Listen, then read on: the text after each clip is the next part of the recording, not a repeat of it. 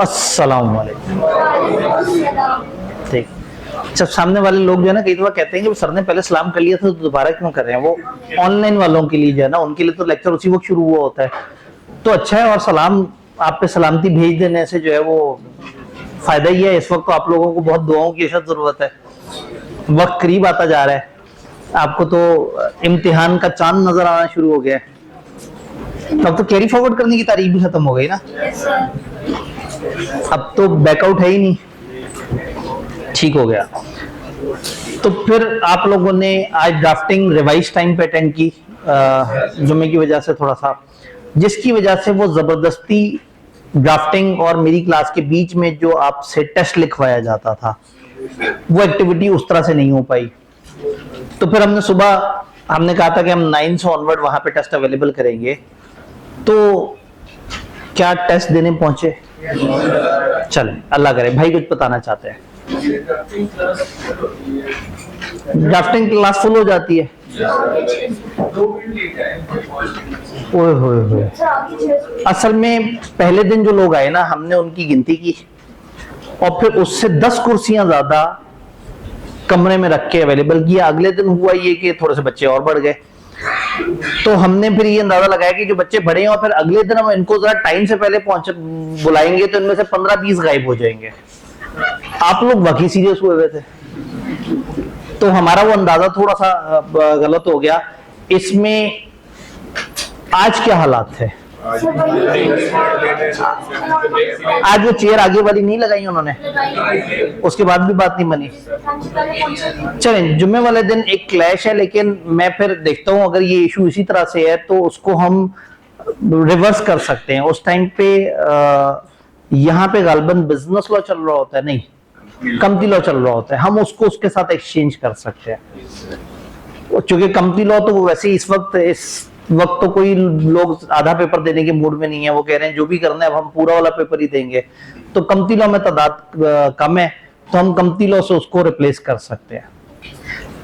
इसमें एक दफा देखना पड़ेगा टाइमलाइन आपका 1:45 दो हिलते हैं ना, चूंकि यहाँ 1 से 2:15 बिजनेस लॉ वाले हैं, वो तादाद में ऑडिट से थोड़े ज्यादा होते हैं।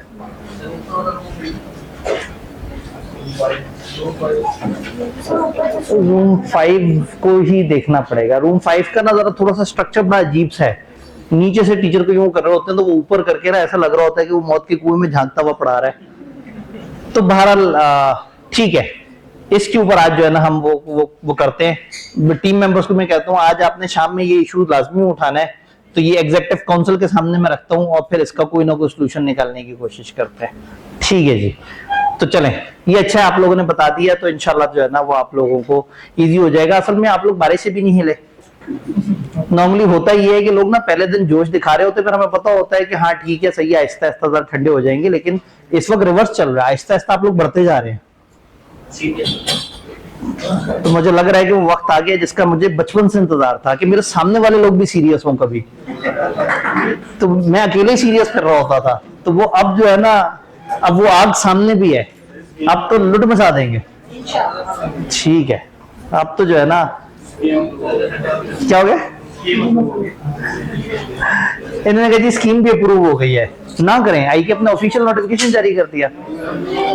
आईकेप के उन्हीं साहब ने कहा जिनके 7-8 महीने से स्टेटमेंटों के ऊपर हम बहुत ज्यादा जज्बाती हो रहे हैं, तो बंदा ही बदल देते थोड़ा। जिस दिन आईकेप अपनी वेबसाइट पे ऑफिशियली नोटिफाई कर देगा या अपने फेसबुक के पेज fb.com/icap.ca इस पेज पे डाल देगा, उस दिन हम इसको एक ऑफिशियल नोटिफिकेशन काउंट करेंगे। क्योंकि बहुत दफा उन्होंने कहा है, इवन जब पहली दफा मेंबर्स के पास जो मेल आई थी उसमें यह था कि हमने मिनिस्ट्री से अप्रूव करवा लिया है और बस अब ये इंप्लीमेंट होने जा रही है। फिर उन्होंने बताया कि मिनिस्ट्री से ड्राफ्ट अप्रूव करवाया था, स्कीम अप्रूव नहीं हुई थी। तो इसलिए बिल्कुल सही है, इस वक्त अब चांसेस और ज्यादा बढ़ गए हैं। अब जब नई स्कीम आ रही है तो अब ऑडिट फेल करने का ऑप्शन खत्म हो गया हमारे पास। क्या ख्याल है? अब तो गुंजाइश आउट हो गई। हाँ, आप में से अगर किसी का ग्रुप ए का कोई एक आध पेपर फंसा हुआ है उसको सबसे ज्यादा प्रेफर करें। बिना वजह आपको एक डाटा का नया पेपर जो देना पड़ गया वो बड़ी तकलीफ होगी। फर्स्ट करें आप 4 पेपर दे रहे हैं, जो कि वैसे अच्छी बात नहीं है, लेकिन अगर आप 4 पेपर दे रहे हैं तो भले ऑडिट को कम प्रेफर करें, कोई मसला नहीं है, लेकिन अपना ग्रुप ए जरूर क्लियर कर लें, ताकि आप कम से कम एक नए पेपर से आने से पहले बच जाएं। वो नया पेपर मुश्किल नहीं, आसान है, और वो रट्टे से भी लोगों ने निकाल लेना, लेकिन एक्स्ट्रा मुसीबत क्यों लें जब आज हमारे पास ऑप्शन मौजूद है। तो अगेन प्रोबेबिलिटी ऑफ नई स्कीम बहुत बढ़ गई है, लेकिन मैं उस दिन आपकी आवाज में आवाज मिलाऊंगा जब आईकैप ऑफिशियली उसको नोटिफाई कर देगा। क्योंकि सीए फाइनल में बच्चे पिछले साल के अक्टूबर से अपने डिसीजन खराब करते आ रहे हैं कि अब हम एसपीएम नहीं पढ़ेंगे, अब हम यूं नहीं करेंगे, अब हम ऐसे करेंगे। कुछ बच्चों ने आर्टिकल्स ज्वाइन नहीं किए कि नहीं नई स्कीम आएगी तो वो नए वाले आर्टिकल्स जिसमें पहले पढ़ाई होती है बाद में वो होता है, या पहले इस तरह से। तो हर चीज अनसर्टन, हमेशा उस पर फैसला नहीं करना, एक दफा सामने आ जाएगी।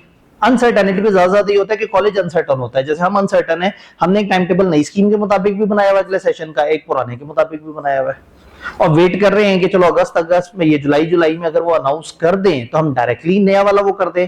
नहीं तो अगर बच्चे कहेंगे सर हर तरफ एनरोलमेंट शुरू हो गई, आप भी बताएं, तो हम एक टेंटेटिव टाइम टेबल देके उसमें बड़ा बड़ा करके लिख दें, सब्जेक्ट टू अप्रूवल ऑफ वो जो गवर्नमेंट का वो है। तो अनसर्टेनिटी में डिसीजन आपने पक्के वाले नहीं लेने, लेकिन अनसर्टेनिटी अगर है और नई स्कीम का खौफ बहुत ज्यादा बढ़ गया है, तो उसका बेस्ट तरीका क्या है, आज निकाल ले। हमें बहुत ज्यादा डर लग रहा है नई स्कीम का ऑडिट पता नहीं क्या होगा, तो फिर पुरानी स्कीम की अटेम्प्ट तो आ रही है ना हमारे पास, निकाल लें ऑडिट। तो नई स्कीम का ऑफिशियल नोटिफिकेशन कल रात 2 बजे तक तो मैंने नहीं देखा था, ऑफिशियल नोटिफिकेशन। मकबूल साहब ने एक जगह पे बयान दिया है, मकबूल साहब ने अब तक 5 दफा नई स्कीम के बारे में बहुत असर्टिव बात करती हुई थी। प्रॉब्लम ये है कि उनके अपने कंट्रोल से भी चीजें आउट हैं, क्योंकि गवर्नमेंट के पास है, और गवर्नमेंट किसी भी एक स्टेप पे हल्का सा भी रोक ले तो वो बेचारों की ख्वाहिश के बावजूद भी उन्होंने काफी काम किया नई स्कीम पे।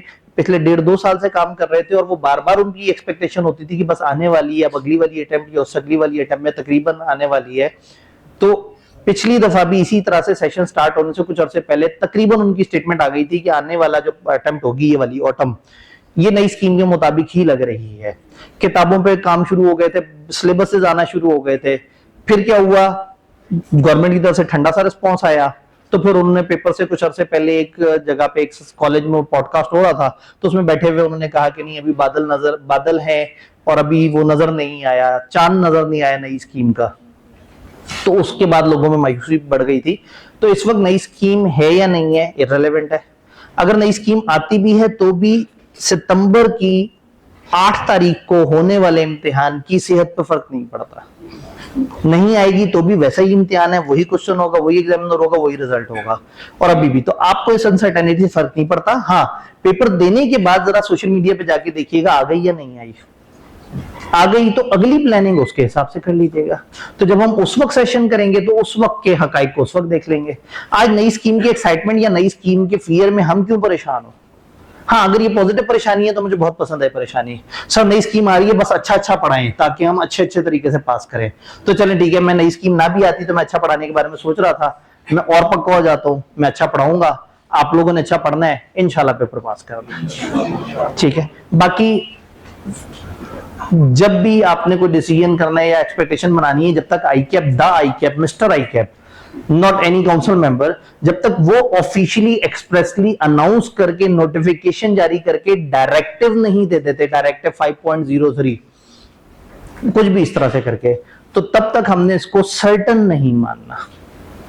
एक खामखा की एक्साइटमेंट होती है, लोग कुछ अरसे के लिए उसमें लग जाते हैं, फिर पता लगता है अच्छा वो तो बात की बात है, और वो 6-7 दिन भी पढ़ाई के रह जाते हैं। इंशाल्लाह अगर नई स्कीम अच्छे टाइम पे आई तो हम खुद भी उस पर लंबा चौड़ा सा सेमिनार करेंगे, लेकिन अगर ऐसे टाइम पे आई कि आपके पेपर अफेक्ट हो रहे हुए तो फिर हम उसमें आपको, जैसे पिछली दफा भी आई कि आपने नई स्कीम से रिलेटेड एक टेंटेटिव अनाउंसमेंट की थी बी लॉ के पेपर वाले दिन, और उस टाइम पे सोशल मीडिया पे देखा तो एक आग लगी हुई थी, तो पर एक वीडियो जारी की थी या एक नोटिफिकेशन दिया था कि भाई खुदा के लिए आप पेपर दे दें, पेपर के बाद हम आपको डिटेल्स एक्सप्लेन कर देंगे कि ये क्या प्रपोज स्कीम है, लेकिन फिलहाल पेपर पे फोकस करें। तो अभी भी मैं आपसे ये कहूंगा कि आपका मेन फोकस ऑब्जेक्टिविटी क्या है, तो किसी भी किस्म की लग्जिश, किसी भी किस्म की अट्रैक्शन, किसी भी किस्म की कोई चीज आपको आपके तैयारी से मुतासर ना करे। अल्लाह करे नई स्कीम आई, क्योंकि अब वाकई बड़ी देर हो गई है, अब आ जाए ताकि लोग उसके लिए मेंटली तैयार हैं और वो नए हिसाब से चीजों में चल पड़े। नई स्कीम में एक चीज जो कि आप लोगों से दोबारा उस तरह से मुलाकात हो या ना हो, हम आखिरी पेपर वाले दिन, जिस दिन आखिरी पेपर होता है कैप का, हम एक सेशन करते हैं जिसमें हम इंडक्शन के प्रोसेस को क्या कैसे अप्लाई करने हैं, उसमें क्या मसले हैं, इंडस्ट्री किसे कहते हैं, फर्म किसे कहते हैं, लाहौर के क्या मसले हैं, कराची के क्या मसले हैं, हम एक सेशन करते हैं। वो सेशन अभी भी रिकॉर्डेड में पड़ा हुआ है, अगर कोई बिफोर हेड देखना चाहे तो पिछले सेशन की वो रिकॉर्डिंग देख सकता है। तो उसमें फिर हम एक दफा ये डिस्कशन भी करेंगे कि अब जो नए तरह के आर्टिकल्स के ऑप्शन है, क्या वो फर्म्स ऑफर कर रही हैं या नहीं कर रही हैं। आईकेप ने तो कह दिया, फर्म के ऊपर भी तो डिपेंड करता है ना कि वो कहे मैंने तो एक ही स्कीम के आर्टिकल्स देने, नहीं देने दूसरी तरह के।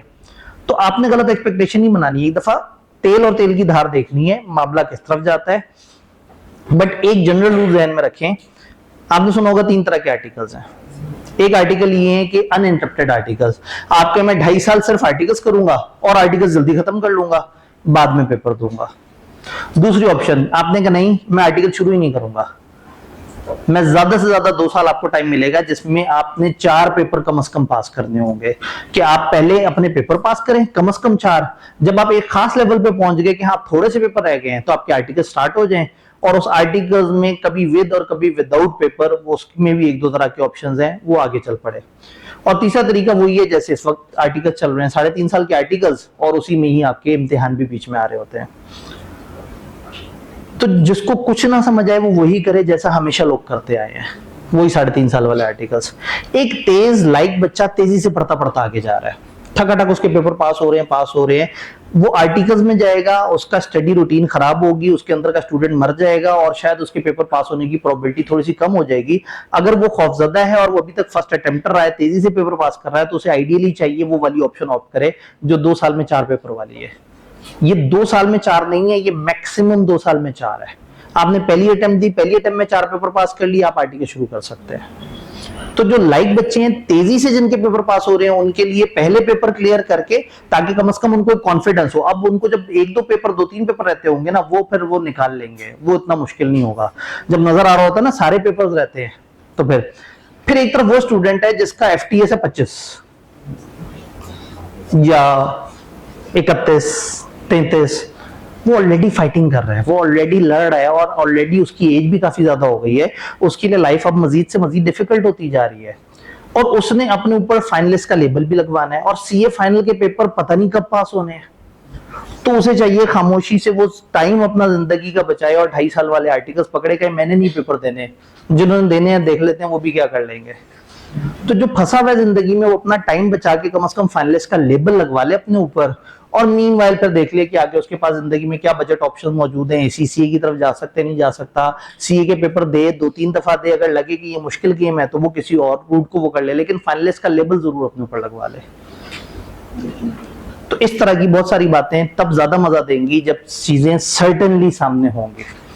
तो फिलहाल ये है कि अगर आपने कोई अपना माइंड भी मेकअप करना है, तो जो लाइक बच्चे हैं वो पढ़ते पढ़ते ही कम से कम 6 महीने साल और लगा के 4 पेपर निकाल के आर्टिकल शुरू करें, जो कि आर्टिकल्स के बाद ना पढ़ाई काफी मुश्किल हो जाती है। सर जिनके पास 2 साल वाला टाइम है, तो अगर 2 साल में नहीं अगर 2 साल में नहीं निकलेंगे तो भी आर्टिकल शुरू करने पड़ेंगे। तब ये जुआ है, असल में होना ये है कि लोगों ने एक एक्सपेक्टेशन में 2 साल वाली ऑप्शन उठा लेनी है, और एंड पे फिर एक ही पेपर पास हुआ होगा 2 साल में। इसीलिए मैं कह रहा हूं जो लाइक बच्चे हैं, जो तेजी से पास होते जा रहे हैं, जिनकी एक रूटीन बनी हुई है, फ्लो बना हुआ है, हाई परफॉर्मेंस जोन में है, वो उस ऑप्शन को ऑप्ट करें। 3 साल उसमें भी खिचड़ी है, वही वाली बात है कि जो ड्राफ्ट है वो कुछ और है, और जो फाइनल डायरेक्टिव में आएगा वो जब आएगा जो वो देंगे। असल में मैं भी एक चार्टर्ड अकाउंटेंट हूं और मुझे भी कॉन्फिडेंशियलिटी का एहतराम करना है, तो जितना पब्लिक डाटा है मैं उतनी ही आवाज अभी तक निकाल पाया हूं, और पब्लिक डाटा जो ऑडिट की जितनी भी मैंने बात की है वो सिलेबस इस वक्त वेबसाइट पे मौजूद है, सिर्फ उसकी ग्रेविटी बताने की कोशिश की है। तो इसलिए जब डायरेक्टिव आएगा तो उसमें जो फाइनल अप्रूव्ड ऑप्शन होगी वो आईकेप एक्सप्रेसली बता देगा। जिस दिन वो पब्लिकली बता देंगे इंशाल्लाह 1-2 दिन में हम उस पर वेबिनार कर लेंगे। डन। अब पढ़ाई करते हैं। ऑब्जेक्टिविटी, आज ऑडिटर समझ आ गया हमें, ऑडिटर के एथिक्स समझ आ गए। घर जाकर आप लोग फूट फूट के रोए, आपने कहा मैं बेईमानी नहीं करूंगा, सबने तो जो है ना इतना नुकसान बता दिया उसका। तो अगेन दीनी नुकसान की तो बात ही हमने नहीं की थी, हम तो दुनियावी नुकसान की बात करते हैं कि दुनिया के हिसाब से भी करप्शन कोई मजेदार चीज नहीं है। आप जलील भी हो जाते हैं, आपको सुकून भी नहीं मिलता, और फिर भी कमर्शियली आप उस तरफ जाएं जहां कम कम सप्लायर मौजूद हैं, ईमानदार सप्लायर, जहां डिमांड अच्छी खासी है और सप्लाई करने वाले बहुत थोड़े से लोग रह गए हैं। तो ईमानदारी अपने अंदर एक ब्रांडेड चीज है। कल हमने ये चीज समझी थी, फिर कोड ऑफ एथिक्स पे बात की थी, कोड ऑफ एथिक्स का कॉन्सेप्चुअल फ्रेमवर्क देखा था, और फिर अब कोड ऑफ एथिक्स का एक जोन हो गया है और एक अब कल होगा जिसमें कोड ऑफ एथिक्स के थोड़े से दूसरी तरह के सवाल जो नॉर्मल से हटके होते हैं, और प्लस चैप्टर 2 में तो ना होने के बराबर है, ये सीधा सीधा नॉलेज बेस्ड चैप्टर है। इस चैप्टर से आई के अपने ज्यादातर सवाल जो पूछे हैं वो सीधे सीधे पूछे, अगर सवाल घुमाया भी है तो ज्यादा ही कह दिया कंपनी यूं है, आप ऑडिट करने गए हो, बैठ के सोच रहे हैं कि बताओ एंगेजमेंट लेटर में क्या लिखें, जो कि सीधे सीधे से कॉन्टेंट्स हैं। तो आज के तीन टॉपिक्स हमारे सिलेबस में है। ISA 210 यानी अपॉइंटमेंट ऑफ ऑडिटर के वक्त टर्म्स एग्री करने वाली बातें, कोड ऑफ एथिक्स का एक छोटा सा पोर्शन जो ऑडिटर की अपॉइंटमेंट को डील करता है, और देन ISA 220 जो कि क्वालिटी ऑफ ऑडिट की बात करता है। तो हम 2 टॉपिक ब्रेक से पहले कर लेंगे और एक टॉपिक को ब्रेक के बाद इंशाल्लाह कर लेंगे। तो रेडी हैं? रेडी हैं। ऑब्टेनिंग एन एंगेजमेंट, लो जी, अजीब अजीब सी बातें करनी शुरू कर दी किताब ने। किन बच्चों के सामने क्या कह दिया, आप लोग तो बल्कि उस उम्र से भी खैर गुजर ही चुके हैं। मैं पहले कहने लगा था आप लोगों की तो वो उम्र आने वाली है, फिर आपकी चेहरों की तरफ देखा, उस पर मौजूद पुख्तगी नजर आई, तो आप लोग तो बहुत आगे चले गए हैं मैच्योरिटी के, आप तो जो है ना। तो एंगेजमेंट का मतलब असाइनमेंट, काम, टास्क, तो इसलिए वो जो वाहिद जो खुशी आई थी वो भी मुरझा गई। ऑब्टेनिंग एन एंगेजमेंट, मंगनी हासिल करना। ऑब्टेनिंग एन एंगेजमेंट का मतलब असाइनमेंट हासिल करना, ऑडिट का काम पकड़ना। ऑडिट का जब आप काम पकड़ेंगे तो उसमें क्या होगा, सबसे पहले जो बुनियादी डिस्कशन होगी वो प्री कंडीशंस पे होगी और एंगेजमेंट लेटर पे होगी। यानी कि जब भी आपको कहा जाए कि जी आओ हमारा ऑडिट करो, तो स्टैंडर्ड ने फौरन से आपको कहा भाई अलर्ट हो जाओ और क्लाइंट के सामने अपनी प्री कंडीशंस लेके पहुंच जाओ। उनसे कहो मैं एक प्रोफेशनल आदमी हूं, मुझे ये प्री कंडीशंस पूरी करके दे दो, मुझे कोई मसला नहीं। अब प्री कंडीशन का क्या मतलब है, हर सर्विस प्रोवाइडर अपने सर्विस सीकर को पहले से कुछ बातें बताना चाहता है, कुछ बातें पहले से एग्री करना चाहता है कि भाई ये चीज ऐसे होगी, ये चीज ऐसे होगी, ताकि बाद में कहीं उसके जहन में इस तरह से ना आए। आप एक डॉक्टर के पास गए, आपने कहा मेरा दांत जो है वो खराब है, हिल रहा है, इसे निकाल दो और इसकी जगह आर्टिफिशियल दांत लगा दो। उसने कहा ठीक है जी, मैं आपकी सर्विस आपको जरूर दे दूंगा, लेकिन मेरी एक शर्त है, आपने फिर उसके बाद इस वाली साइड से कभी भी सख्त चीज नहीं खानी, अगर खाएंगे तो दांत बाहर आ जाएगा। अब आपने उसने आपको डरा दिया पहले से कि मैं जो सर्विस दे रहा हूं इस सर्विस में कुछ लिमिटेशन है, तो अगर तुम ये वादा करते हो कि तुम ये एहतियात करोगे तो मैं तुम्हारा ऑपरेशन कर देता हूं। कोई ऑपरेशन करने से पहले डॉक्टर कहता है ये ऑपरेशन तब होता है जब खाली पेट हो बंदा, तो आपने रात के बाद खाना नहीं खाना और जब मेरे पास आए तो खाली पेट हो, फिर मैं आपको ऑपरेशन करूंगा। हालांकि अगर बंदे का पेट भरा हुआ हो तो ऑपरेशन तो वो कर ही देगा, नुकसान तो बंदे को ही होगा, बोंगी तो बंदे नहीं मारी है। उसने मना किया था डॉक्टर ने, फिर भी नहीं सुनी। लेकिन एक अच्छा प्रोफेशनल बहुत जोर देगा कुछ प्री रिक्विजिट्स पे, कहेगा ये चीज पूरी होगी तो मैं अपनी सर्विस सही से दे सकूंगा, वरना ये सर्विस सही से नहीं दे सकूंगा। तो ये वाला ऑपरेशन आपके गुर्दे का, फेफड़े का, व्हाटसोएवर, वो तब होगा जब आप खाली पेट हैं, पूरी रात आपने कुछ नहीं खाया और सुबह सुबह ऑपरेशन कराने आ गए। इस मौसम में अगर हम किसी प्रोफेशनल पेंट करने वाले को बुलाएंगे और उसे कहेंगे यार हमने अपनी बिल्डिंग पेंट करानी है, कहेगा सर जी बारिशें गुजरने दें। हम कहेंगे यार हमारा दिल है इस वक्त हमारी बिल्डिंग पे पेंट हो, वो कहेंगे ठीक है भाई आपने पैसे लगाने लगाओ, ठहरेगा नहीं पेंट, इतनी बारिशें हो रही है। तो हम कहेंगे यार बिल्डिंग हमारी है, खूबसूरती हमारी बिल्डिंग की है, पैसे हम दे रहे हैं, पेंट हमने करवाना है, तुम्हें मसला क्या है? कहेगा मैं एक प्रोफेशनल आदमी हूँ, मेरा दिल नहीं मानता कि मैं अपने सर्विस सीकर के साथ धोखा करूं। आपको पेंट का नहीं पता, मुझे पेंट का पता है, इस मौसम में पेंट कराना खतरनाक है। फिर भी बहुत मूड है, अच्छा उस तरह का पेंट करवा लें, वो ठहर जाता है जल्दी, वो ज्यादा रुपए का होता है। तो ऑल्दो हमें उलझन आई उस बंदे से, लेकिन वो एक ट्रू प्रोफेशनल था, उसने अपने प्रोफेशन के अंदर जो चीज सीखी हुई थी, समझी हुई थी, उसने अपने सर्विस सीकर को धोखा नहीं होने दिया। तो हर अच्छा प्रोफेशनल अपनी सर्विसेज देने से पहले कुछ प्री कंडीशंस रख देता है क्लाइंट के सामने। कहता है देखो ये वाली बात मान लो, अगस्त नहीं सितंबर में पेंट करा लो, मुझे कोई मसला नहीं है। अगस्त में कराना है तो वो वाला पेंट करा लो जिसमें इतनी ऑयल की मिक्सिंग हो, जिसमें फलाना फलाना काम इस तरह से होता हो। तो बताने का मकसद ये है कि जितने भी प्रोफेशनल सर्विस प्रोवाइडर हैं वो अपने सर्विस हासिल करने वालों को पहले कहते हैं कि मैं ये सर्विस तुम्हें तब दूंगा जब ये बुनियादी कंडीशंस पूरी हो जाए, अगर ये पूरी ना हुई तो मेरी सर्विस किसी काम की नहीं। इसी तरह की फरमाइश ऑडिटर भी कर देता है। जब ऑडिटर के पास एक क्लाइंट जाके कहता है कि जी आप आ जाएं, आपसे हमने कॉन्सेंट ले ली थी, आपने कॉन्सेंट भी दे दी थी, एजीएम में आपके नाम का रुका निकल आया है, आप सिलेक्ट हो गए हमारी तरफ से। ऑर्डर कहेगा ओके ठीक है, मेरी 2 शर्तें हैं, ये शर्तें पूरी कर दो, मैं आके ऑडिट शुरू कर देता हूं। वो कहेंगे जी वो 2 शर्तें क्या है? आप कहेंगे नंबर 1 तुम लोगों का जरा मुझे फाइनेंशियल रिपोर्टिंग फ्रेमवर्क तो दिखाओ कैसा है। उनका फाइनेंशियल रिपोर्टिंग फ्रेमवर्क देखेगा, उनकी एंटिटी की नेचर देखेगा और अंदाजा लगाएगा ये कंपैटिबल है या नहीं है। कंपनी हो नॉट फॉर प्रॉफिट और फ्रेमवर्क हो प्रॉफिट एंड लॉस अकाउंट कैसे बनाना है, तो बात तो नहीं बैठेगी। कंपनी हो ब्रांच अकाउंटिंग करती हुई या पार्टनरशिप और अकाउंट्स बने हुए हो लिस्टेड कंपनी के हिसाब से, तो वो भी गलत है। कंपनी हो लिस्टेड और वो कह रहे हो जी अकाउंट्स बना दें, बीकॉम की किताब में अकाउंट बनाने का तरीका है उस फ्रेमवर्क के मुताबिक, तो आप कहेंगे नहीं, सबसे पहले मुझे दिखाओ कि जो तुम्हारा फ्रेमवर्क है क्या वो तुम लोगों के लिए सूटेबल है या नहीं है। तो पहले ऑडिटर उनका फ्रेमवर्क देखेगा। फ्रेमवर्क क्या था भला? जो भी IFRS अकाउंटिंग स्टैंडर्ड्स वगैरह वो फॉलो कर रहे हैं। सबसे पहले आप उनका फ्रेमवर्क देखेंगे और उस एंटिटी की नेचर को देखेंगे और फिर देखेंगे वो फ्रेमवर्क उस एंटिटी के मुताबिक सही है या नहीं है। अगर सही है आपने एक टिक लगा दिया कि हाँ भाई ये जो फ्रेमवर्क फॉलो कर रहे हैं इससे बने हुए अकाउंट्स के ऊपर जब मैं ओपिनियन दूंगा तो मुझे कोई दुख नहीं है क्योंकि वो सही फ्रेमवर्क है। तो अगर आपका सब्जेक्ट मैटर बना ही गलत तरीके से तो मैं जितनी मर्जी अच्छी ओपिनियन दे दूं चीज तो गलत ही है, यूजर्स को तो मिसलीड करेगी। तो पहली फरमाइश क्या है? फाइनेंशियल रिपोर्टिंग फ्रेमवर्क जो है एक्सेप्टेबल होना चाहिए। दूसरी फरमाइश आप कहेंगे जी मुझे प्रेमाइज पूरा करके दें। वो कहेंगे जी क्या? आप कहेंगे प्रेमाइज ऑडिटिंग का एक जार्गन है, जैसे प्री कंडीशन ऑडिट का खास वर्ड है इसी तरह से प्रेमाइज ऑडिट का वर्ड है।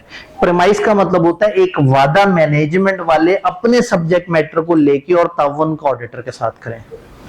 आपने मेरे से फाइनेंशियल ऑडिट करवाने हैं, पहला वादा करें कि ये फाइनेंशियल स्टेटमेंट्स आप बनाएंगे और आप ही की जिम्मेदारी है। नंबर 2, इस फाइनेंशियल स्टेटमेंट को बनाने के लिए जो कंट्रोल्स चाहिए वो आप लगाएंगे, हमसे एक्सपेक्ट नहीं करेंगे, हम ऑडिटर हम सिर्फ जांच पड़ताल करने आ रहे हैं, अकाउंट्स बनाना और उसके कंट्रोल्स आपके जिम्मे। तीसरा वादा, मैं ऑडिटर हूं मेरे साथ ताउन करेंगे, मुझे हर इंफॉर्मेशन हर एक्सप्लेनेशन हर बंदे तक एक्सेस, जो ब्रांच देखना चाहूं जिससे मिलना चाहूं जो डाटा आपसे मांगू आप देंगे। ऐसा ना हो कि मैं ऑडिट कर रहा हूं दरमियान में मैं उनसे कहूं ये इन्फॉर्मेशन वो कहे नहीं तो कॉन्फिडेंशियल इन्फॉर्मेशन है तुम्हें क्यों दें। तो वो जो दरमियान में फटा वाला है मैं शुरू में ही उनसे प्री कंडीशन रख दूं। तो यहां स्टैंडर्ड ने बड़ा जोर दिया है प्री कंडीशन पे कि आप क्लाइंट से प्री कंडीशंस एग्री कर लें। ISA 210 ये रिक्वायर करता है कि आपने कुछ प्री कंडीशंस एग्री कर लेनी है क्लाइंट के साथ। नंबर 1 एस्टेब्लिश करें कि क्या फाइनेंशियल रिपोर्टिंग फ्रेमवर्क एक्सेप्टेबल है, एंड एग्रीमेंट ऑफ मैनेजमेंट ले लें, मैनेजमेंट से एक वादा ले लें प्रेमाइज। वो क्या वादा है कि वो एक्नॉलेज करते हैं और अंडरस्टैंड करते हैं कि उनकी 3 जिम्मेदारियां हैं। नंबर 1 वो अकाउंट्स बनाएंगे, ना सिर्फ बनाएंगे बल्कि उसकी फेयर प्रेजेंटेशन भी, अच्छी प्रेजेंटेशन भी करेंगे। इंटरनल कंट्रोल्स इंश्योर करने के लिए कि अकाउंट्स अच्छे बने हैं और ऑडिटर को प्रोवाइड करेंगे सारी रेलेवेंट और रिक्वेस्टेड इंफॉर्मेशन और unrestricted access to all personal. तो ये हैं प्री कंडीशंस जो ऑडिटर ने क्लाइंट के सामने रखनी है। अगर क्लाइंट को ऑडिटर की बात बुरी लगी तो ऑडिटर उनकी जॉब को एक्सेप्ट नहीं करेगा, कहेगा भाई मैं एक प्रोफेशनल आदमी हूं, ये बात पूरी होगी तो मैं आऊंगा वरना नहीं आऊंगा। Even during the course of audit भी किसी वादे से मुकर जाए तो आप उसी वक्त ऑडिट छोड़ने की बात करना शुरू कर देंगे, क्योंकि आपका ऑडिट अच्छी क्वालिटी का तब होगा जब सब्जेक्ट मैटर वाले अपनी जिम्मेदारी सही से अदा करें। मैं ऑडिट करने गया और उन्होंने अकाउंट्स ही नहीं बनाए हुए तो मैं तो नहीं ऑडिट कर सकता। मैं ऑडिट करने जाऊं उनके कंट्रोल्स इतने खराब हो कि इतने मसले हो कि जितना मर्जी कोशिश कर लें अच्छी ओपिनियन ही नहीं आ सकती। मैं ऑडिट करने जाऊं मुझे डाटा ही ना दें, मुझे मिलने ना दें, मैं लोगों से मिलना चाहूंगा कहें जी मसरूफ बहुत हैं आप कल आइएगा परसों आइएगा। तो मैं हूं तो सेठ का नुमाइंदा ना, वो सेठ ने बुला के कहा है कि भाई हमारा इदारे को ऑडिट करो, तो फिर मैं सेठ से कहूंगा कि अपने स्टाफ वालों से कहें ये मुझे वादा करके दें, अकाउंट्स, कंट्रोल्स और इंफॉर्मेशन प्रोवाइड करना। अगर प्री कंडीशंस मौजूद नहीं है तो आप ऑडिट एक्सेप्ट नहीं करेंगे। अगर प्री कंडीशंस ऑडिट की मौजूद नहीं है, ऑडिटर मैटर डिस्कस करेगा मैनेजमेंट से, उनको एक्सप्लेन करेगा कि इन प्री कंडीशन का एक बड़ा इंपॉर्टेंट पर्पस है कि मेरी तुम्हारी मिसअंडरस्टैंडिंग ना हो, पता लग जाए कि तुमने क्या काम करना है और मैंने क्या काम करना है। अनलेस लॉ ने आपको मजबूर किया हो, auditor shall not accept proposed audit where financial reporting framework is unacceptable या management do not agree to the, वो दो में से कोई भी शर्त में मसला हो, या ऑडिटर के स्कोप पे लिमिटेशन लगा दें। तीसरी चीज ये थी ना कि वो ऑडिटर को इंफॉर्मेशन प्रोवाइड करें। अगर ऑडिटर को स्कोप को लिमिट करें और ऑडिटर को काम करने से रोकें, या वो कहें ठीक है जी आप ऑडिट कर लें लेकिन फलाना एरिया, फलाना ब्रांच, फलाना उस फाइनेंशियल स्टेटमेंट्स को आपने नहीं टच करना, तो अगर ऑडिटर को वो रोक रहे हैं तो फिर आपने एक्सेप्ट ही नहीं करनी ये वाली ऑडिट असाइनमेंट। बात क्लियर है? तो सबसे पहले कुछ अहम चीज ये कि एक ऑडिट एक्सेप्ट करने से पहले आपको उनके साथ प्री कंडीशंस एग्री कर लेनी है और प्री कंडीशंस में चीजों को कवर कर लेना है। हम क्रैश के असल पेस के मुताबिक नहीं चल रहे। क्रैश में तो चीजें ऐसे होनी चाहिए, प्री कंडीशन याद है ना बच्चों, वो चलो जी आगे चलते हैं। मैं फिलहाल अजम्पशन ये ले रहा हूं कि हम चीज को दोबारा से पढ़ रहे हैं और अगर हमारे पास टाइम जितना है उसमें हम पढ़ रहे हैं तो क्रैश तो है ही, अगर अंडरस्टैंडिंग अच्छी आ जाए तो उसमें कोई हर्ज नहीं है। जब टाइम का मुकाबला होगा तो रफ्तार थोड़ी सी तेज कर लेंगे। एक भाई ने हाथ खड़ा किया था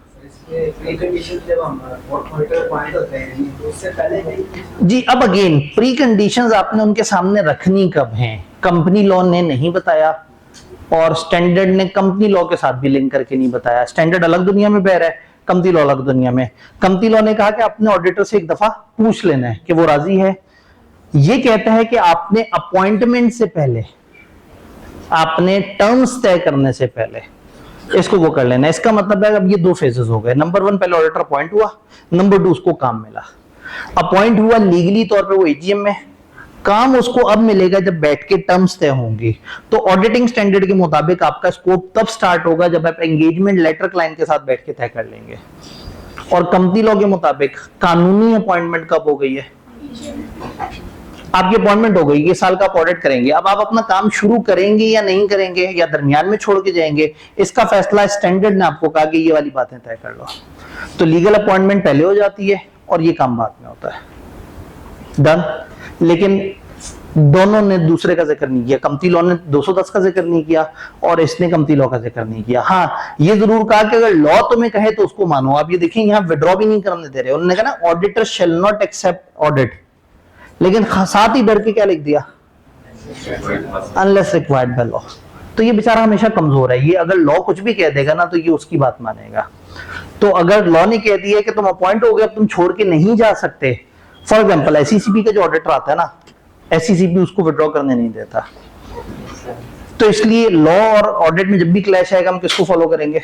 हम लॉ को फॉलो करेंगे। तो फिलहाल ऑडिटर की अपॉइंटमेंट पिछली एजीएम पे हो चुकी है और अब वो कंपनी वालों से मुलाकात करने आ रहा है और उनके साथ चीजें तय कर रहा है। तो ये थोड़ा सा बाद में हो रहा है प्रैक्टिकली स्पीकिंग। अब भी उसका नाम जब रिकमेंड हुआ था उसी वक्त इतनी ज्यादा एनर्जी नहीं लगाना शुरू कर देगा, पता नहीं उसने सिलेक्ट होना भी है या नहीं होना। तो जब वो सिलेक्ट हो गया, ऑडिट शुरू करने से पहले अपने कागज लेके आ गया कि हाँ भैया इस तरह से कर लें, इस तरह से कर लें। डन। प्री कंडीशंस अगर मौजूद नहीं है तो आपको ऑडिट एक्सेप्ट नहीं करना चाहिए। अब प्री कंडीशन मौजूद है, क्लाइंट अच्छा है, आपकी बात सुन रहा है, आप कहेंगे आओ अब हम आपस में एंगेजमेंट लेटर तय कर लें। ये जो एंगेजमेंट है यानी कि जो असाइनमेंट है, ये जो ऑडिट है, और उसके टर्म्स तय कर लें। तो आप एक कागज पे ये टर्म्स लिखेंगे, उस कागज का नाम है एंगेजमेंट लेटर। ऑडिटिंग में ये कागज बहुत इंपॉर्टेंट है। आप क्लाइंट के साथ अपना स्कोप तय करते हैं। जो प्रोफेशनल्स हैं इनकी लड़ाई इसलिए कम होती है कि हर चीज लिखत पढ़त में करते हैं। आपने एक बंदे को घर बुलाया कि ये घर में 3-4 काम तुमने ठीक करने हैं, उसने ठीक किए, बाद में उसने पैसे मांगे तो आपकी लड़ाई हो गई कि नहीं ऐसे थोड़ी, देखो स्विच ठीक करने के इतने पैसे थोड़ी होते हैं, फलाना के तो इतने नहीं होते। तो जब आप कैजुअली कोई सर्विस लेते हैं तो वहां ये झगड़े होते हैं। लेकिन ये ऑडिट है, प्रोफेशनल सर्विस है, ऑडिटर पहले दिन से लिखत पढ़त में हर बात कर रहा है। तो एंगेजमेंट लेटर में कहेगा कि आओ हम कुछ टर्म्स लिखें। अब स्टैंडर्ड ने प्रोफेशनल जजमेंट पे बात नहीं छोड़ी, उसने कहा 5 बातें मेरी तरफ से सुन लो, तुम्हारे लेटर ऑफ एंगेजमेंट में होनी चाहिए। वो 5 बातें क्या है? ऑडिट के ऑब्जेक्टिव और स्कोप डिफाइन करना है कि ऑडिट क्या चीज है, किस किस्म की एश्योरेंस देता है, कौन सी कंपनी के कौन से ईयर के कौन से फाइनेंशियल्स को ऑडिट करने जा रहे हो, ये तय कर लो। ऑडिटर क्या क्या करेगा वो बात तय कर लो। मैनेजमेंट क्या क्या करेगी वो तय कर लो। आइडेंटिफाई कर लो कि कौन से फ्रेमवर्क के मुताबिक, कौन से क्राइटेरिया के मुताबिक ऑडिट हो रहा होगा, और एक आइडिया दे दो कि किस किस्म की report by the end of this activity तुम इशू कर रहे होगे। अब ये तो हम नहीं बताएंगे उन्हें कि हम खराब रिपोर्ट दे रहे हैं या साफ रिपोर्ट दे रहे हैं, वो तो एंड पे पता लगेगा। हम उन्हें एक आइडिया दे देंगे कि ISS 700 को देख लो, वहां एक रिपोर्ट का फॉर्मेट है, हम उस तरह की फॉर्मेट की रिपोर्ट देंगे अगर साफ सुथरा ऑडिट हुआ। खराबी हुई तो 705-6 के फॉर्मेट को फॉलो कर लेंगे। तो आपने एक आइडिया देना है, तो 5 बातें आपने लाजमी अपने एंगेजमेंट लेटर पे लिखनी है, यानी कि स्टैंडर्ड को पैसे इतना अहम नहीं लगा तय करना। इन 5 बातों में पैसों का जिक्र नहीं है, इन 5 बातों में जिक्र है तुम क्या करोगे, हम क्या करेंगे, फ्रेमवर्क क्या होगा, ये कौन सी एरिया का किस चीज का कितनी देर का ऑडिट है, और by the end of this activity तुम हमें आउटपुट क्या देके जा रहे होगे। ये 5 चीजें स्टैंडर्ड ने कह दिया, सब फॉलो करेंगे, फिर आपकी जजमेंट पे छोड़ दिया। उन्होंने कहा इसके अलावा क्लाइंट टू क्लाइंट तुम 10 बातें इजाफी लिखना चाहो, 2 बातें इजाफी लिखना चाहो। अगर पता है कि इस तरह के ऑडिट के इतने ही पैसे होते हैं तो शायद पैसे लिखने की भी जरूरत नहीं है, एंड पे पैसे मिल जाएंगे। लेकिन पता है कि क्लाइंट बहुत ज्यादा बहस करेगा, झगड़ा करेगा, और फिर कहेगा अच्छा चले पैसे आपको देने इंस्टॉलमेंट में 2 साल तक आपको तोड़ तोड़ के पैसे दूंगा। अगर आपको लग रहा है कि कुछ चीजें क्लैरिफाई होने की जरूरत है, तो स्टैंडर्ड ने एक और पोर्शन डिफाइन कर दिया additionally, auditor may feel it appropriate to include additional points in the letter. तो पेपर पॉइंट ऑफ व्यू से, knowledge based point of view से वो 5 बातें तो हमें याद होनी चाहिए। पेपर में आ जाए तो हम एग्जैक्टली वो 5 बातें बता दें, वो खुद से नहीं लिखनी। उसके अलावा क्या बातें होंगी, आप इस लिस्ट को 2-3 दफा पढ़ेंगे, कुछ बातें जहन में रह जाएंगी, इतनी काफी है। अगर कोई रिस्पॉन्सिबिलिटी में कोई चीज क्लैरिफाई करनी हो, कोई मजीद उनसे खतो किताबत करनी हो, कोई आपने और एक्सपर्ट्स या कुछ और इस तरह के लोगों को इन्वॉल्व करना हो, आपने कुछ टाइमलाइन सेट करना हो, कोई बजट सेट करना हो, ऑडिट टीम को क्या रिसोर्सेज मिलेंगे, कौन कौन सी चीजें आप देंगे, कौन सी चीज हम पहले मांगेंगे, कौन सी चीज बाद में, किन लोगों के साथ कब मीटिंग करेंगे। अगर आपको लग रहा है कि ये थोड़ा लीचर सा क्लाइंट और ये बाद में हर बात पे लड़ेगा कि कहाँ लिखा था, कहाँ तय हुआ था, तो जितनी ज्यादा से ज्यादा बातें लिखना चाहें लिख सकते हैं। तो इस लिस्ट में कोई बहुत ज्यादा मुश्किल बात नहीं है, बस इसको 1-2 दफा पढ़ना है और ना ही सारी बातों को याद करना है। ये वो चंद सजेस्टेड रिकमेंडेड बातें हैं जो आप उनके सामने रख देंगे। और ये कब रखेंगे, जब ऑडिटर फील इट अप्रोप्रिएट। इसका मतलब है कि जो पीछे वाले पॉइंट्स थे वो स्टैंडर्ड ने लाजमी कहे हैं, ये 5 बातें करनी ही करनी है। उसके अलावा अगर आपकी जजमेंट आपको और थोड़ा सा हिंट दे दिया कि चंद एग्जांपल्स ये हैं, जरूरी नहीं कि इनमें से कोई बात हो, इनके अलावा भी कोई बात हो सकती है, वो आप अपने लेटर में उनके साथ सेट कर दें। अब आपका एंगेजमेंट लेटर उनके साथ एग्री हो चुका हुआ है, क्लाइंट और ऑडिटर ने मिलके एक दूसरे के साथ चीजें तय कर ली हैं। अब आगे चलना है और ऑडिट करना है, स्टैंडर्ड का काम खत्म हो गया। स्टैंडर्ड ने फिर उसके बाद कुछ स्पेशल एरियाज की तरफ बात की। उसने कहा अगर आप ही बार बार आके ऑडिट कर रहे हो तो अब क्या करें। अगर एक ही बंदा हर अगली दफा आके दोबारा ऑडिट कर रहा है तो क्या अगली दफा फिर से नया एंगेजमेंट लेटर दे, पिछले वाले को दोबारा चला ले, क्या करें। अगर गौर से देखें तो ऑडिटर की रिस्पॉन्सिबिलिटी वही रहनी हर साल, मैनेजमेंट की रिस्पॉन्सिबिलिटी वही रहनी है। शायद फ्रेमवर्क भी ओवर द ईयर्स एक ही तरह के स्टैंडर्ड फॉलो कर रहे हैं, और वो जो किस किस्म की रिपोर्ट होती है उसका तस्करा भी तकरीबन वही रहेगा। फर्क कहां आएगा इसमें, आपने कहा होगा हम 2023 के फाइनेंशियल स्टेटमेंट्स का ऑडिट करने आए हैं, अगली दफा आप क्या कह रहे होंगे, हम 2024 के फाइनेंशियल्स का ऑडिट करने आए हैं, अब हम 2025 के। तो व्हाई नॉट कि यहाँ एक जुमला लिख दें कि हम आज से ऑनवर्ड जब तक हमारा कॉन्ट्रैक्ट खत्म नहीं होता हम हर साल के फाइनेंशियल स्टेटमेंट्स को ऑडिट करेंगे। अगर ये जुमला लिख दिया तो फिर तो ये लेटर अमर हो गया, जब तक आप छोड़ के नहीं जाते ये लेटर चल जाना चाहिए। स्टैंडर्ड ने अलाउ किया है, वो कह रहे हैं यस आप एक लेटर मल्टीपल ईयर्स पे चला सकते हैं, आप बार बार होने वाले एक ही फर्म के एक ही क्लाइंट पे जो ऑडिट है उसमें वही लेटर रिकरिंग ऑडिट्स पे यूज कर सकते हैं। बट उन्होंने कहा कि एक दफा देख लेना कि क्या लेटर को रिवाइज करने की जरूरत तो नहीं आ गई है। क्यों? कोई मिसअंडरस्टैंडिंग तो नहीं, कोई उनकी तरफ से जो बंदे जिन्होंने पिछला लेटर साइन किया था वो चले तो नहीं गए, क्या हमारी टीम में चेंजेस तो नहीं आई हैं, कोई नया स्कोप तो नहीं आ गया, कहीं उनके काम में इजाफा तो नहीं हो गया। ये नहीं कि जब आपको लगे कि टर्म्स में कोई चेंज है तो उस साल रिवाइज कर लेना, और अगर आपको लगे कोई चेंज नहीं है तो एक लेटर ओवर ईयर चल सकता है। तो यहां से नॉलेज बेस का सीधा सवाल ये आ सकता है कि एक से ज्यादा दफा अगर आप ऑडिट कर रहे हैं तो क्या एक लेटर चला सकते हैं या हर दफा रिवाइज करना होगा। तो फॉर रिकरिंग ऑडिट 210 रिक्वायर करता ऑडिटर को कि असेस करो दो मोटी मोटी बातें, क्या कोई ऐसे सर्कमस्टांसेस तो नहीं जिसकी वजह से रिवीजन की जरूरत है, क्या मैनेजमेंट को दोबारा याद दिलाने की जरूरत तो नहीं कि हमारी क्या बातें तय हुई थी, वो तो 4 साल पहले खत साइन हुआ था। ये मोटी मोटी उन्होंने बात बताई, उसको ज्यादा स्पेसिफिक किया नीचे की लिस्ट में। आईएसए सजेस्ट करता है कि फॉलोइंग फैक्टर इंडिकेट कर सकते हैं कि ये जो ऊपर वाली बातें अप्रोप्रिएट हैं। अगर आपको लगे एंटिटी मिसअंडरस्टैंड कर रही है ऑब्जेक्टिव और स्कोप को, अगर कोई रिवाइज या स्पेशल टर्म्स ऑडिट एंगेजमेंट में है जो पहले नहीं थी अब तय होने जा रही हैं, कोई सीनियर मैनेजमेंट में चेंज आ गई है, कोई हमारी ओनरशिप में चेंज आ गई है, एंटिटी के बिजनेस में चेंज आ गई है, कानून में चेंज आ गई है, फ्रेमवर्क में चेंज आ गई है, या रिपोर्टिंग रिक्वायरमेंट में चेंज आ गई है, आसान अल्फाज में अगर कोई चेंज आ गई है और आपको लगता है कि इस चेंज की वजह से मुझे चीजों को दोबारा से क्लियर कर लेना चाहिए तो दे दें दोबारा से letter. Otherwise this is perfectly allowed कि आप एक लेटर को ओवर द इयर्स चला सकते हैं। डन। यहीं पे ही इसके करीब करीब का एक और इशू है, acceptance of a change in terms of engagement. Terms agree हो गई, आपने काम करना शुरू किया, दरमियान में एंटिटी ने आपको रोक के कहा भाईजान चेंज कर लें टर्म्स, या आपने रिकरिंग ऑडिट करना था, आप 2 दफा से ऑडिट कर रहे हैं, तीसरी दफा क्लाइंट आपके साथ बैठा, उसने कहा भाई टर्म्स चेंज ना कर ले। सवाल ये है कि जब क्लाइंट आपको अचानक से कहेगा कि टर्म्स चेंज कर लें तो क्या हमें फौरन से उसकी बात मान जानी चाहिए? नहीं, क्या करना चाहिए? पूछना चाहिए, इनकार भी ना करें इकरार भी ना करें, उनसे पूछें भाई वजह क्या है। उनका जी वजह ये है कि हमारे जिन लोगों ने साइन किया था वो नहीं है, अब नए डायरेक्टर्स आए हैं, वो चाहते हैं कि उनकी भी साइन हो एंगेजमेंट लेटर पे। बात समझ आती है, साइन चेंज हो रहा है ना, टर्म्स तो नहीं चेंज हो रही। तो ऑर्डर ने कहा भाई जो तुम कह रहे हो कि पहले आप 20 ब्रांचेस को ऑडिट करते थे, अब सिर्फ 12 ब्रांचेस को ऑडिट करना है, ये क्यों कह रहे हो? उन्होंने कहा जी 8 ब्रांचेस ही हमारी जल गई, खत्म हो गई, हमने क्लोज कर दी है। तो जेन्युइनली हमारा स्कोप चेंज हो गया, हम कोई गलत बात नहीं कर रहे। तो क्लाइंट से पूछिए उनकी रीजन क्या है, और अगर रीजन जस्टिफाइड लगे तो मान जाए, और अनजस्टिफाइड लगे तो मत माने।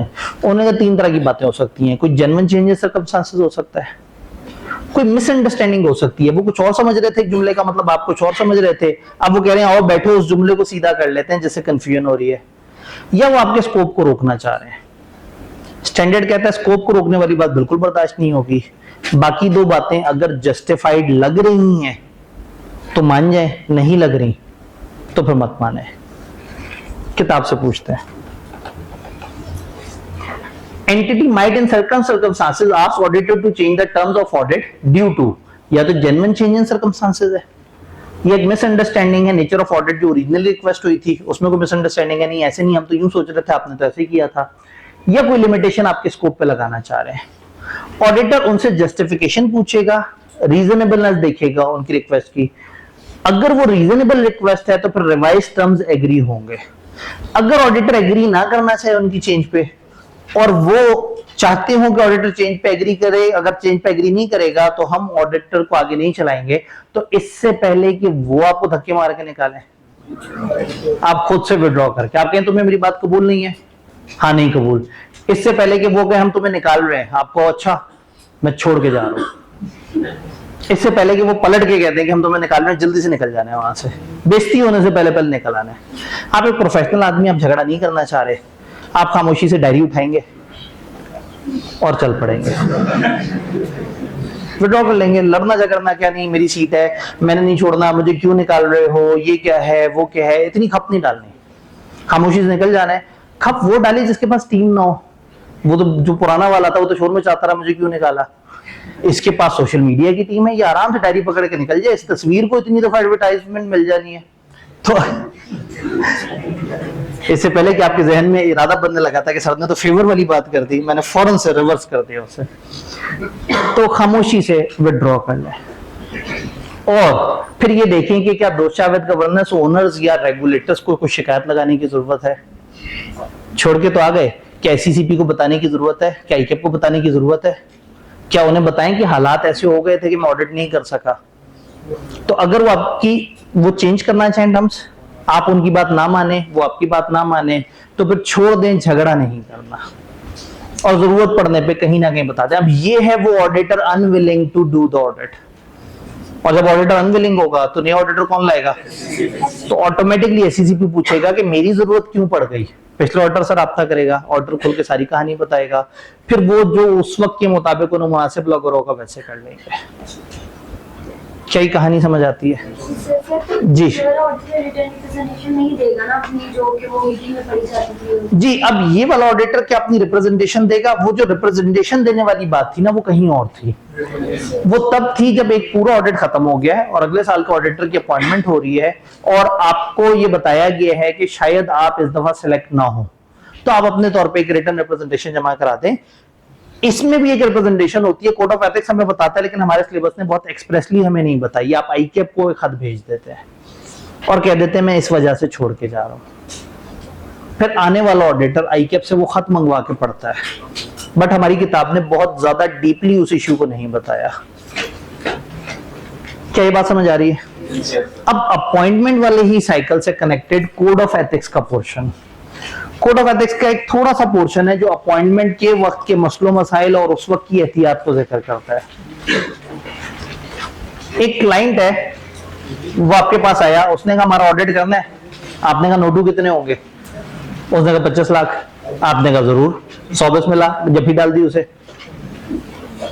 इस सिचुएशन में कोई थ्रेट तो नहीं, सेल्फ इंटरेस्ट थ्रेट है। आपको एक अपना जाती मफाद नजर आ रहा है, आपको पैसे नजर आ रहे हैं। तो अगर आप इस थ्रेट के बावजूद ऑडिट एक्सेप्ट कर लेंगे तो इसमें कोई खतरा लग रहा है आपको?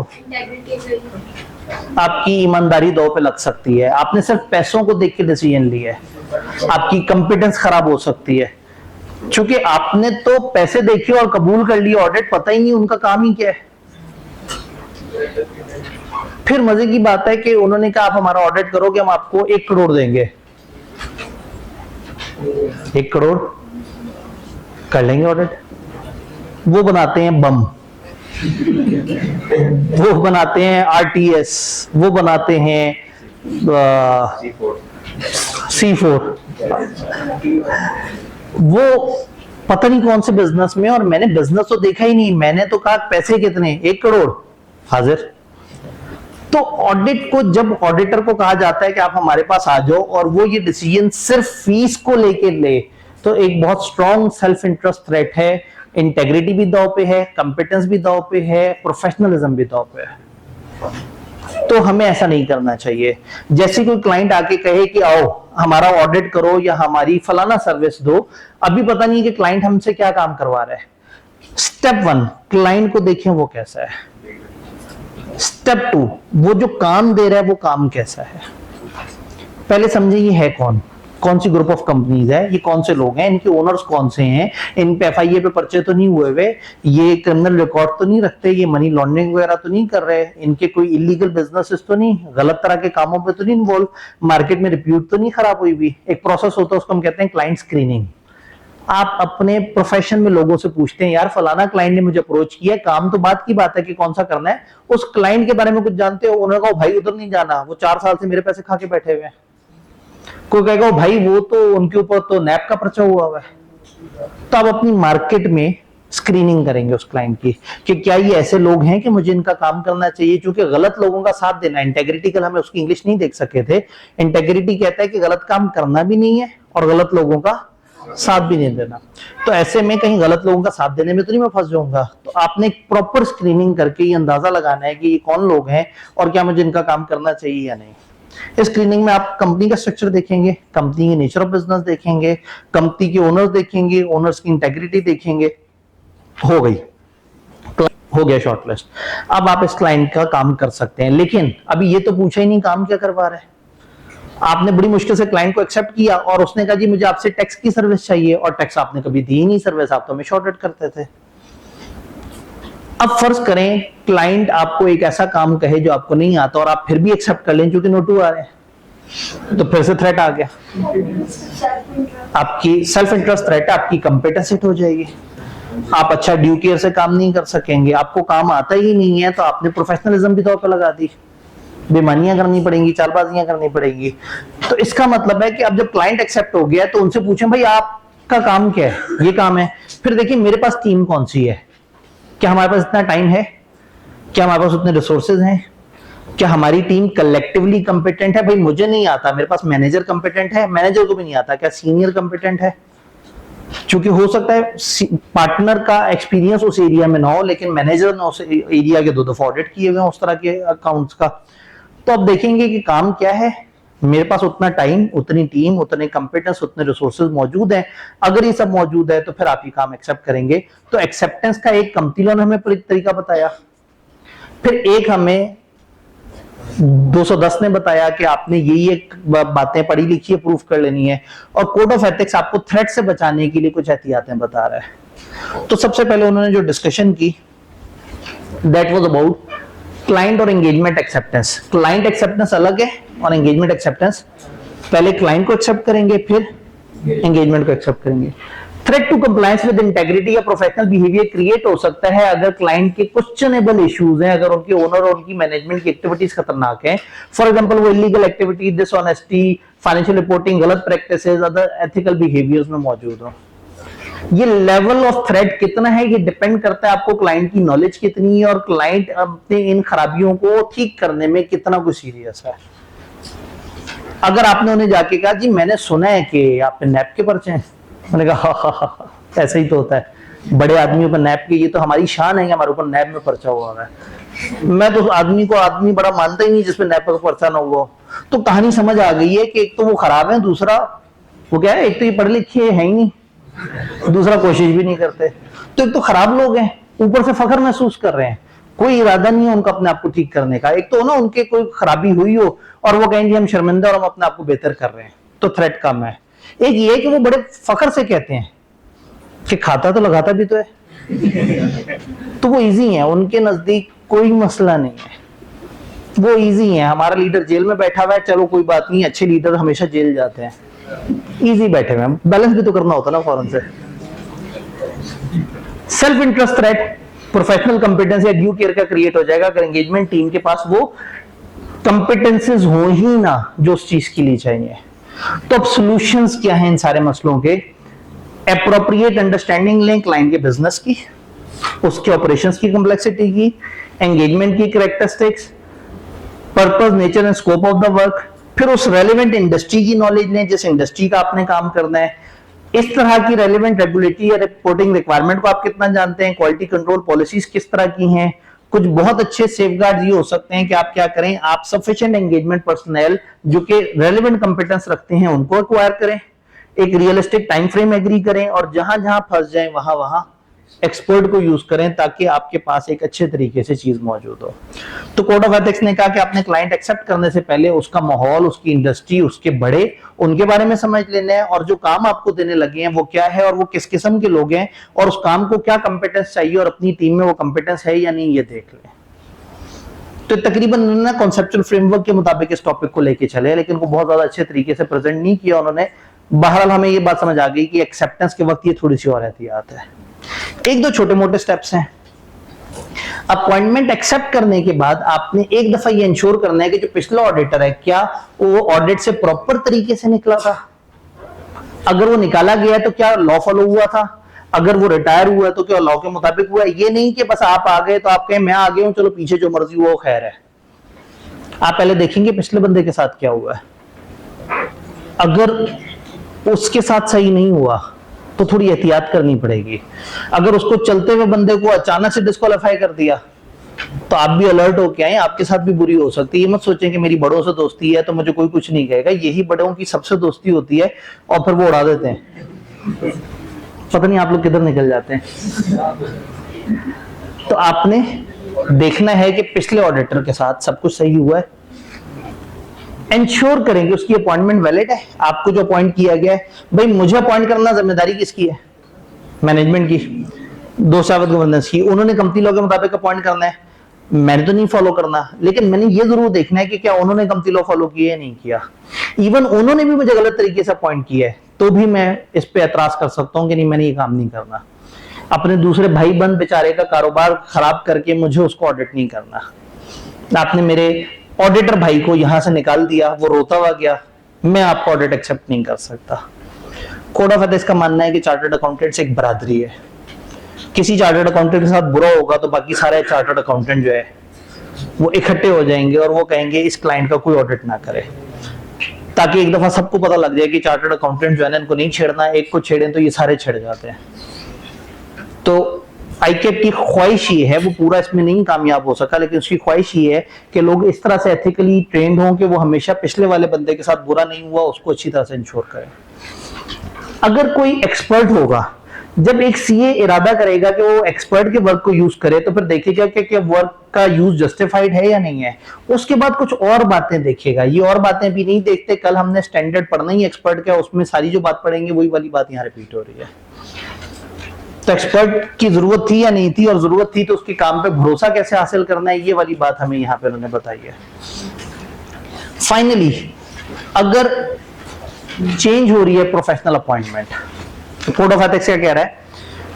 कोड ऑफ एथिक्स कह रहा है कि अगर आपको बुलाया गया है ऐसी जगह जहां इससे पहले आपका भाईबंद मौजूद था, आपका प्रोफेशनल भाई मौजूद था, एक और चार्टर्ड अकाउंटेंट काम कर रहा था, उन्होंने उसको निकाल के आपको बुला लिया, या वो काम कर रहा था आपको बुलाया, कहा उसके साथ मिलजुल के काम करना है, तो ये देखना बड़ा जरूरी है कि क्या पिछले बंदे के साथ गलत तो नहीं हो रहा। और अगर उसके साथ गलत हो रहा है तो ये नहीं सोचना कि आज तो मेरा फायदा है मैं आ जाऊं, अगर पिछले के साथ गलत हुआ तो उसका मजाक नहीं उड़ाना, आपके साथ भी गलत हो जाना है। अब ये सारी बातें हमें अपने सियासी इन्वायरमेंट में फिट होती नजर आ रही हैं। तो अगर पिछले बंदे के साथ सही नहीं हुआ और आप उस वक्त कहें चूंकि आज मेरे साथ सही हो रहा है, तो आप सोच रहे हो कि सब ओके है, एथिकली गलत है।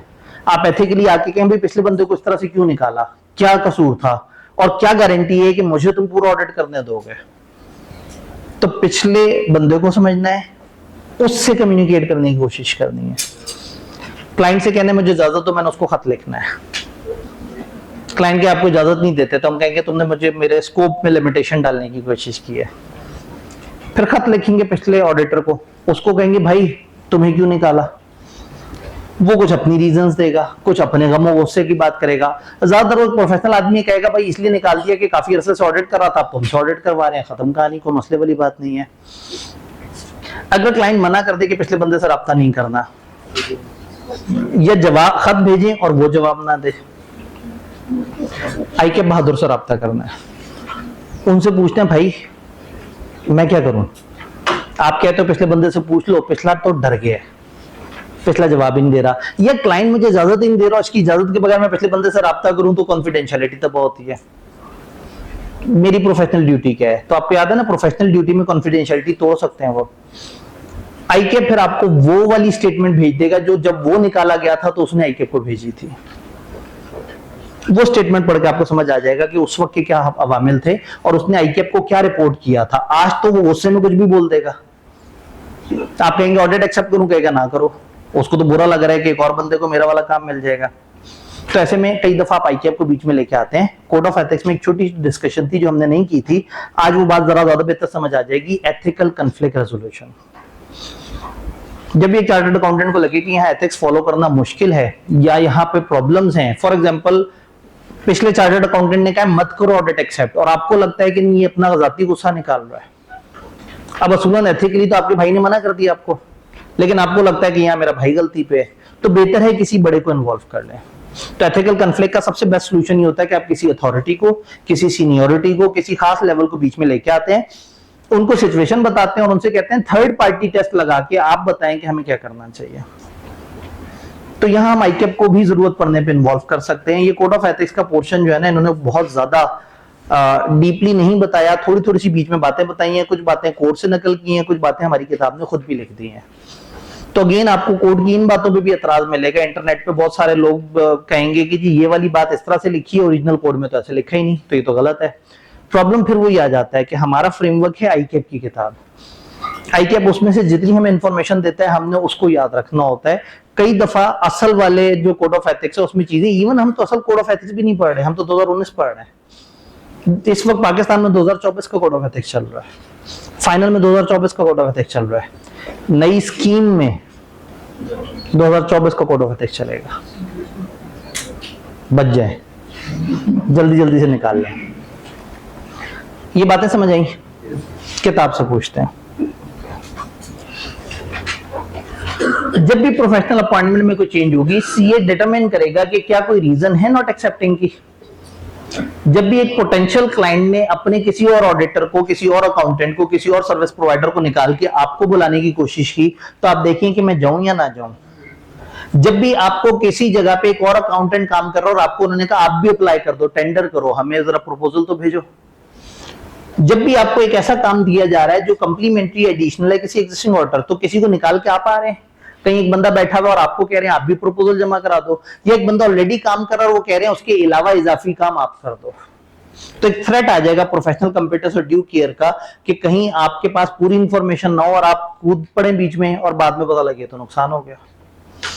सेल्फ इंटरेस्ट थ्रेट आपकी कंप्यूटर्स और ड्यू केयर का क्रिएट हो सकता है अगर आप एक ऐसी एंगेजमेंट एक्सेप्ट कर लें जिसमें आपको पता ही नहीं कि पीछे कहानी क्या चल रही है। तो अच्छा सेफगार्ड क्या है इसका? एग्जिस्टिंग अकाउंटेंट से पूछें कि कोई भी नोन इन्फॉर्मेशन जो उसको लगता है कि हमें जानना जरूरी है असाइनमेंट एक्सेप्ट करने से पहले, वो हमें बता दे। इंफॉर्मेशन कुछ और सोर्सेज से, कुछ और इंक्वायरीज करें थर्ड पार्टी से, बैकग्राउंड इन्वेस्टिगेशन करें, क्लाइंट की स्क्रीनिंग करें, ये समझने के लिए कि क्या मैं इस क्लाइंट को एक्सेप्ट करूं या ना करूं। बात समझ आई? फाइनली पिछले ऑडिटर से खतो किताबत करें, कम्युनिकेटिंग विद एग्जिस्टिंग या प्रेडिसेसर ऑडिटर। पिछले मौजूदा ऑडिटर से कम्युनिकेट करें, फर्म कम्युनिकेट करे करंट ऑडिटर से ताकि एस्टेब्लिश करे कि क्या कोई ऐसी बातें हमें पहले से पता होनी चाहिए। करंट से राब्ता किया, उसने कहा भाई इनको ऑडिट करने मत आना, काम बहुत करवाएंगे, पैसे रोक लेंगे और कहेंगे साफ ओपिनियन दोगे तो हम आपको पैसे देंगे वरना नहीं देंगे। अब ये वाली बातें भी तो हमने एहतियातन पूछनी है ना, ये भी तो कोई बताएगा हमें। क्लाइंट की परमिशन चाहिए होगी इस सब के लिए। ये अपॉइंटमेंट आप एक्सेप्ट नहीं करेंगे अगर क्लाइंट रिफ्यूज कर दे परमिशन देने से, या क्लाइंट करंट ऑडिटर को परमिशन ना दे रिप्लाई करने से। अब अगेन कोड ऑफ एथिक्स के मुताबिक ये जुमला गलत है। कोड ऑफ एथिक्स ने यहां उस खत का जिक्र किया है कि आप आईकैप से राब्ता करें, आईकैप वो वाली कम्युनिकेशन, फिर आईकैप आपको डिसाइड करके बताएगा। लेकिन अगेन वही वाली बात है कि जो किताब में लिखा हुआ है हमने पेपर के पॉइंट ऑफ व्यू से वो याद रखना है। If current auditor does provide such information, new auditor assess करेगा सारी इंफॉर्मेशन को देख के कि क्या मैं ऑडिट एक्सेप्ट करूं या ना करूं। इवन अगर करंट ऑडिटर रेलेवेंट इंफॉर्मेशन दे भी दे कि मत करो, तो भी आप एक्सेप्ट कर सकते हैं अगर आपकी जजमेंट प्रोफेशनल और कमर्शियल जजमेंट आपको ये बता रही है। प्रोफेशनल जजमेंट ये है कि आपको लग रहा है सब सही है, कमर्शियल जजमेंट ये है कि हाँ ठीक है, वो इसलिए आपको मना कर रहा है कि मैंने तो कमा लिया ये ना कमाए। तो अगर वो मना भी कर दे तो भी यहां नहीं लिखा हुआ विद द परमिशन ऑफ आईकैप, आप उसको एक्सेप्ट कर सकते हैं। पिछले ऑडिटर से जो आपने राब्ता करना है, एग्जिस्टिंग या प्रेडिसेसर ऑडिटर जो है वो कंप्लाई करेंगे लॉज एंड रेगुलेशंस को इस खतो किताबत में, और तमाम इंफॉर्मेशन एक दूसरे से ऑनेस्टली और बगैर किसी डाउट के शेयर करेंगे। एग्जिस्टिंग या पुराना अकाउंटेंट जो है वो रूल्स ऑफ कॉन्फिडेंशियलिटी को जहन में रखेगा, नया अभी आया नहीं है तो पुराने ने खुल के सारी इंफॉर्मेशन नहीं बतानी, उतनी बतानी है जितनी वो अपनी ड्यूटी के अंदर, प्रोफेशनल ड्यूटी के अंदर बताने का उससे कहा गया है। कुछ फैक्टर्स कंसीडर करने चाहिए। काम किस नौइयत का है, क्या क्लाइंट ने आपको इजाजत दी है राब्ता करने की, और क्या लीगल और एथिकल रिक्वायरमेंट है सारी कम्युनिकेशन में। तो ये कोड ने एक छोटे से पोर्शन में, आईकैप को शायद भूल भी गया कि किताब में ये सब कुछ लिखा हुआ है, उन्होंने कोड ऑफ एथिक्स का सारा कुछ कोड ऑफ एथिक्स में नहीं डाला, क्योंकि इस चैप्टर में अपॉइंटमेंट की बात हो रही थी तो उन्होंने ये थोड़ा सा पोर्शन अपॉइंटमेंट का यहां डाल दिया। एक स्टोरी की तरह से इसे पढ़ लेना है, जहन में रख लेना है। अगर पेपर में खुदा ना खास्ता सवाल आ गया, यानी कि शायद मैं आपसे कहूं कि 25 अटेम्प्ट में 4 दफा यहां से आया है, तो छोड़ने वाला नहीं है।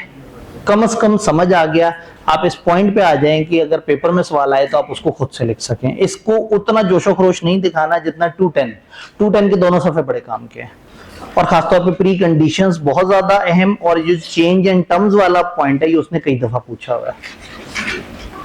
तो ये था हमारा ब्रेक से पहले का पहला पोर्शन, ऑडिटर की अपॉइंटमेंट के वक्त के एथिकल कंसिडरेशन और स्टैंडर्ड वाली कंसिडरेशन। अब आपकी फेवरेट चीज का टाइम हो गया, ब्रेक, जिसके बाद आप मुंह पे चीटा चीटा मार के और फ्रेश होकर दोबारा आते हैं 4:30। अभी वो कट ऑफ टाइम नहीं हुआ तो 4:40 शार्प पे दोबारा इकट्ठे होते हैं, और आईएस से 2:20 जो ऑडिटर की अपॉइंटमेंट से रिलेटेड क्वालिटी की जो बातें हैं वो हम उसके बाद करेंगे। ठीक है, तो मिलते हैं 10